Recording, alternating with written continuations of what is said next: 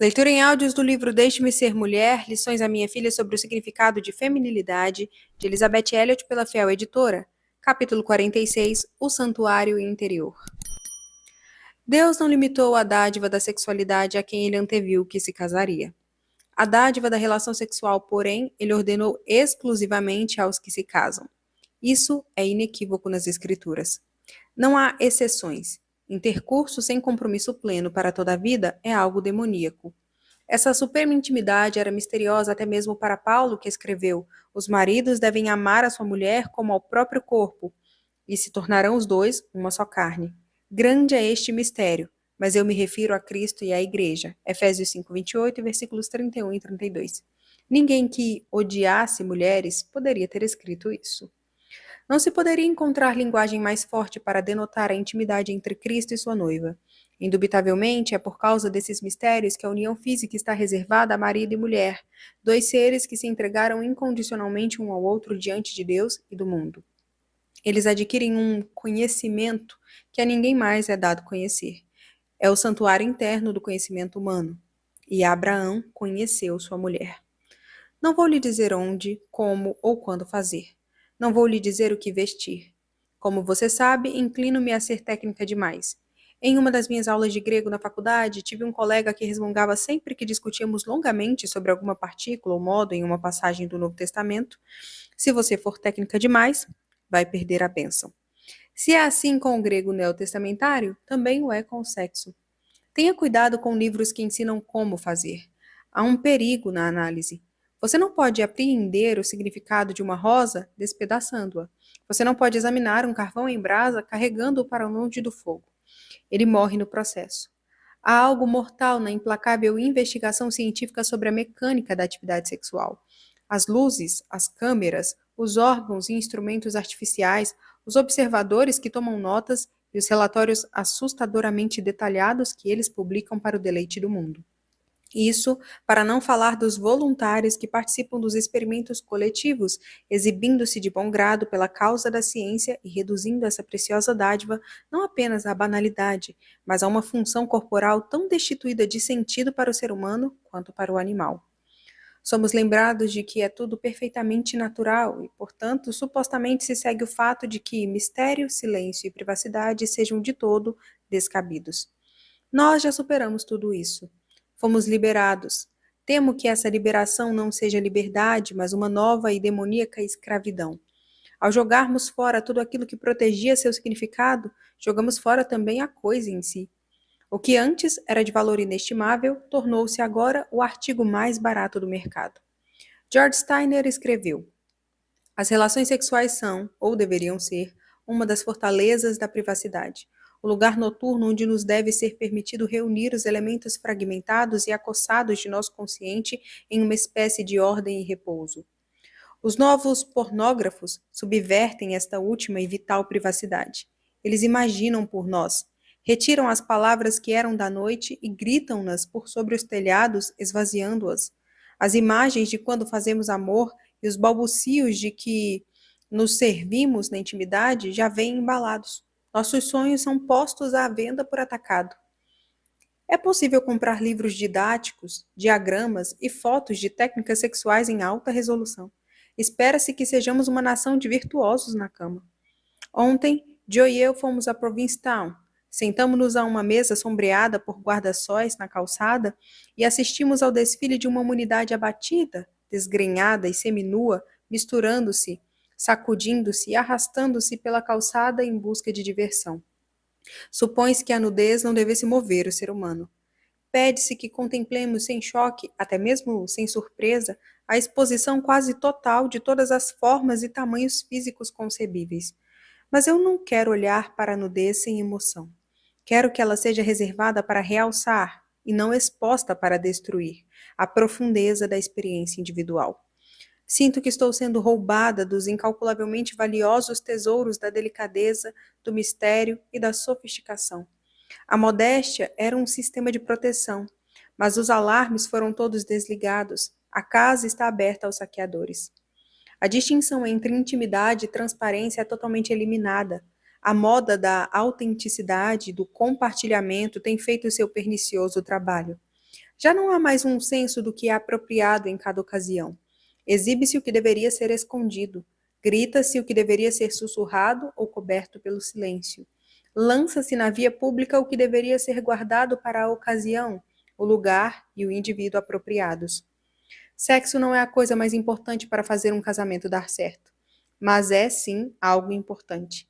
Não tem autoridade em si mesmo, não pode conduzir-nos à liberdade, não deve nos dominar. Finalmente, não pode satisfazer plenamente. Até mesmo nos maiores êxtases de amor, o amante sabe que aquilo não é tudo que existe. Nem mesmo a proximidade mais próxima é próxima o bastante. A relação eu-tu, que pensávamos ser definitiva, nos leva, em última instância, àquele outro tu. É a vontade de Deus que conduz à liberdade. É a vontade de Deus que satisfaz plenamente. Ora, o mundo passa, bem como a sua concupiscência. Aquele, porém, que faz a vontade de Deus permanece eternamente. 1 João 2,17. Porém, o sexo é parte da vontade de Deus para maridos e esposas. É uma maneira pela qual eles o glorificam. Pense nisso. Eles não devem negá-lo um ao outro. Ame seu marido, ame o corpo dele, ame estar perto dele. Leia o belo Cântico dos Cânticos, um poema de amor incluído na inspirada Palavra de Deus. Poderíamos imaginar que um poema de amor devesse estar na Bíblia? Que descreve as belezas da amante aos olhos do amado e as do amado aos olhos da amante. Eles enxergaram um ao outro. A cabeça dele, seu cabelo, seus olhos, sua face, seus lábios, seus braços, suas pernas, sua aparência, sua voz, todos são mencionados com êxtase. O meu amado é alvo e rosado, o mais distinguido entre 10.000. Cânticos 5:10. Essa mulher tinha olhos para ver, um coração para amar e a capacidade de expressar isso em palavras. Talvez todas essas três coisas precisem ser aprendidas, mais por algumas mulheres do que por outras, mas eu realmente acredito que podem ser aprendidas. A esposa precisa de olhos para ver, em todos os seus aspectos, o homem que Deus lhe deu. Ela precisa de um coração treinado na prática de amá-lo.